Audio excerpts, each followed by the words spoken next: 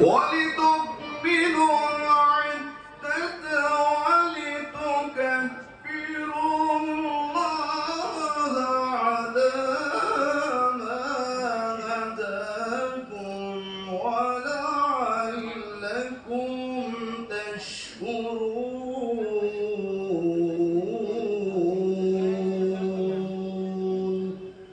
صدق الله العظيم.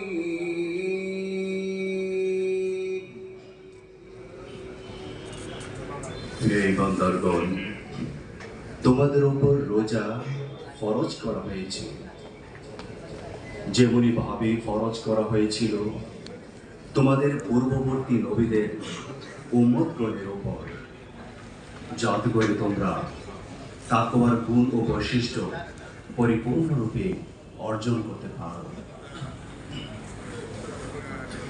এই কতিপয় নির্দিষ্ট দিনের রোজা যদি তোমাদের কেউ হয়ে থাকে রোগগ্রস্ত অথবা মুসাফির, সে যেন অন্য দিনগুলোর এই সংখ্যা পূর্ণ করে।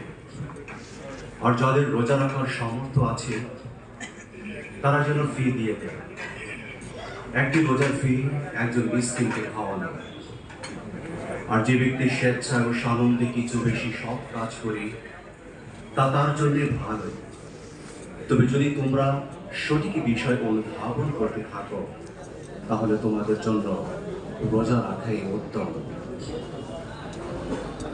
রমজান মাস, এই মাসে কোরআন নাজিল করা হয়েছে যা মানব জাতির জন্য পুরোপুরি হিদায়াত এবং এমন দায়িত্বহীন শিক্ষা সম্বলিত যা সত্য সঠিক পথ দেখায় এবং হক ও বাতিলের পার্থক্য সুস্পষ্ট রূপে তুলে ধরে। কাজে এখন থেকে যে ব্যক্তি এই মাসের সাক্ষাৎ পাবে তার জন্য এই সম্পূর্ণ মাসটিতে রোজা রাখা অপরিহার্য।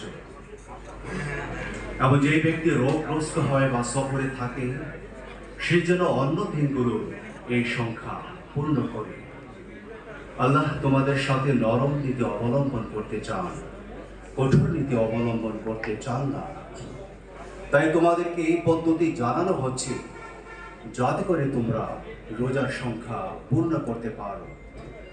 এবং আল্লাহ তোমাদের যে হৃদয় দান করেছেন সেই জন্যে যেন তোমরা আল্লাহর শ্রেষ্ঠত্ব প্রকাশ করতে, তার স্বীকৃতি দিতে এবং তারই প্রতি কৃতজ্ঞতা প্রকাশ করতে পারো।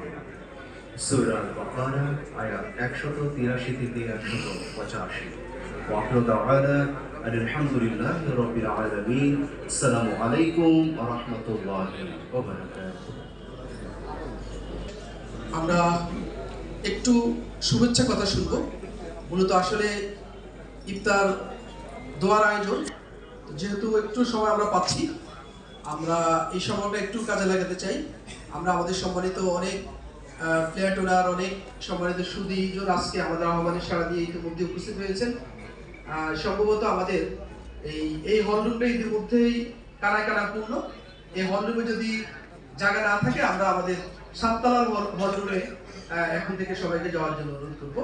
সবাই উপস্থিতি এ পর্যায়ে আমরা সংক্ষিপ্ত শুভেচ্ছা বক্তব্য শুনবো। আমাদের একটি handover project GFL dream house 5 এর ফ্ল্যাট ওনার্স অ্যাসোসিয়েশনের সম্মানিত সহসভাপতি, ম্যাটলাইফ আলিকোর সম্মানিত সিনিয়র কর্মকর্তা জনাব মোবারক হুসাইনের কাছ থেকে কথা বলছেন জনাব মোবারক হুসাইন। আসসালামু আলাইকুম।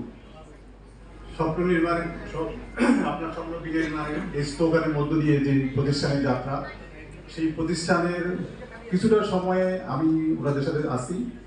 সময়টা খুব বেশি না, আর এই সময়ের মধ্যে ওনারা আমাকে যে পরিমাণ সম্মান করেছেন অথবা যতটুকু সুযোগ সুবিধা ওনাদের কাছে পেয়েছি, আমি ব্যক্তিগতভাবে ওনাদের কাছে কৃতজ্ঞ।